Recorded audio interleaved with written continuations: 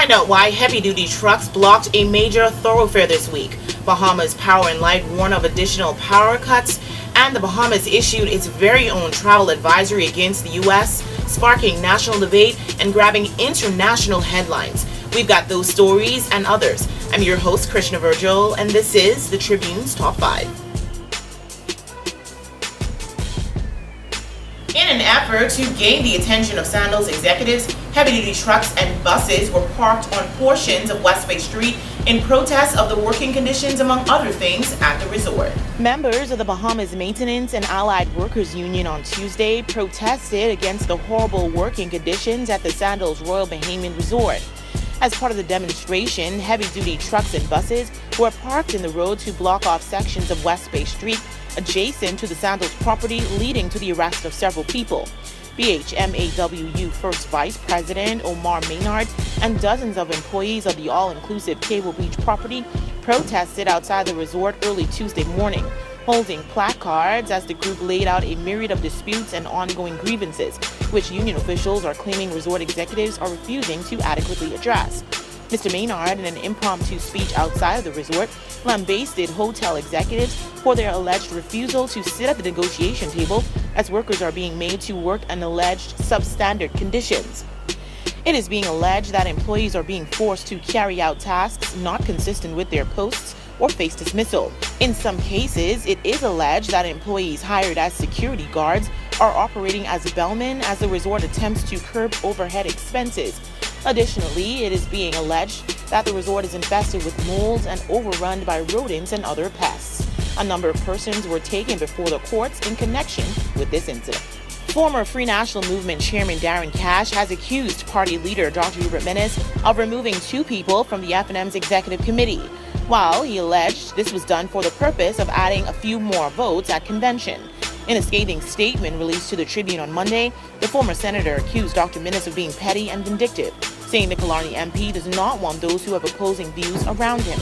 Mr. Cash said he has also heard rumors that he too was going to be removed from the FNM's executive committee. He said while this has not been confirmed, he would not be surprised if it happened. At the time, Dr. Minnis could not be reached for comment, and FNM Chairman Sidney Cawley would not confirm or deny the allegations when contacted. Mr. Cash's statement said, quote, "I have heard and read about reports on social media regarding the possibility of my removal from the executive committee by Hubert Minnis. While I have not received any confirmation to the effect from the leader, it would not surprise me if he did such a thing. It is a classic Hubert Minnis move. I am aware that he has in fact removed two other persons whom he appointed to the executive committee, specifically for the purpose of adding a few more votes at convention." He added, quote, "For a leader who won by a substantial margin in the last convention, this latest act is the act of a desperate person who is determined to cling to power by any means necessary. It is a mark of a small-minded and petty person. Never mind that last week Wednesday that he preached about party unity. I am glad he is taking this kind of action and that he has publicly announced his intention to do so to his campaign team. His small-mindedness and vindictiveness are now being revealed to the wider FNM membership. It is the main reason why the FNM is so fractured today. He wants no one around him who opposes his views." End quote. Mr. Cash also noted that the last time former Prime Minister Hubert Ingraham spoke publicly, it was to express his disappointment that Dr. Minnis did not appoint Dr. Dwayne Sands to the Senate earlier, despite the former FNM leader's recommendations to do so over the last 4 years. It's a sizzling summer for Bahamians for more ways than one. Find out why. The lack of proper maintenance as well as extreme heat has put immense pressure on Bahamas Power and Light's aging generators, with officials saying the electricity outages that have affected New Providence residents for the past few weeks are nowhere near over. BPL CEO Pam Hill acknowledged on Wednesday that power cuts this year have been more frequent than last year, but said BPL is looking to bring in additional rental generators later this summer to help with reliability. BPL has been load shedding intermittently for the past 2 weeks, but there had been numerous power cuts before that as the electricity provider continues to struggle with a significant generation shortfall. Ms. Hill said at a press conference at the company's head office, "We expect that the power should be in equilibrium, meaning that we have enough today in order to manage through the demand. But even here, you hear me talking in a way that lets you know this is not the last of it. Honestly, I can say that. And the reason why is because historically, we know over the last several years, the generation of BEC has really had some challenges," end quote. Ms. Hill said in the short term, BPL has ordered additional rental generators, and in the long term, the company is looking at the viability of solar power. Fort Charlotte MP Dr. Andre Rollins was suspended from Thursday night's House of Assembly session after refusing to adhere to the warnings from House Speaker Dr. Kendall Major during the House debate on a bill to establish the University of the Bahamas. The point of contention came shortly after 7 p.m.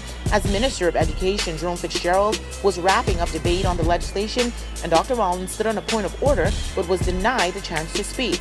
Dr. Rollins was told he had no grounds to make a point of order. However, he did not relent, prompting Dr. Major to tell the Free National Movement MP that he was obstructing House proceedings and needed to take his seat. As Dr. Rollins shouted in protest, Dr. Major said, "You are obstructing the rules. Member, this is the second warning. Take your seat. Take your seat." End quote.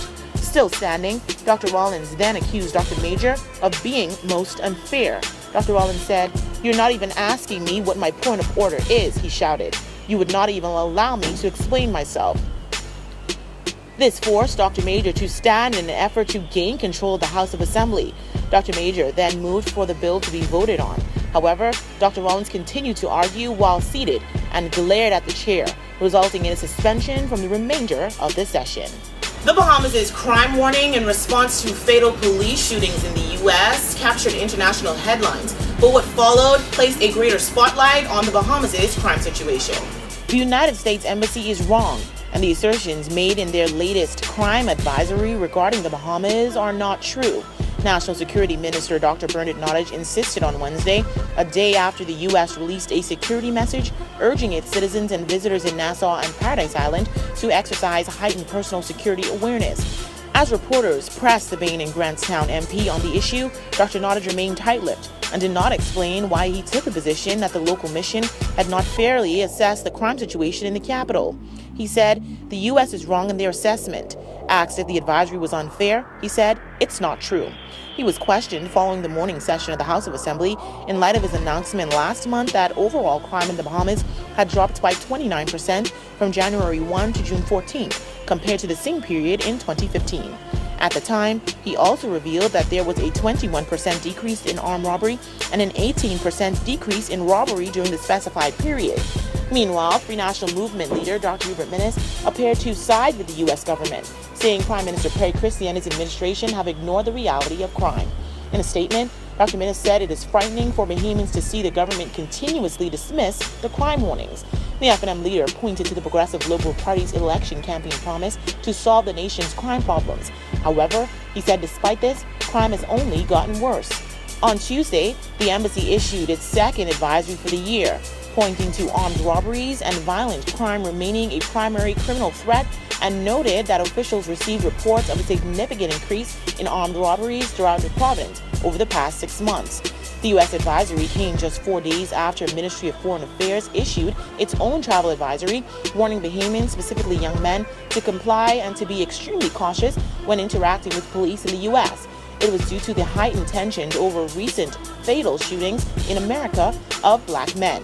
While many observers thought the U.S. warning was retaliation for the Bahamas' July 8th advisory, U.S. Embassy spokesperson David Allen insisted on Tuesday that this was not the case. The Ministry of Foreign Affairs' warning went viral after it was issued and has come under fire from American commentators who argue that the notice was political, a claim Mr. Mitchell has denied.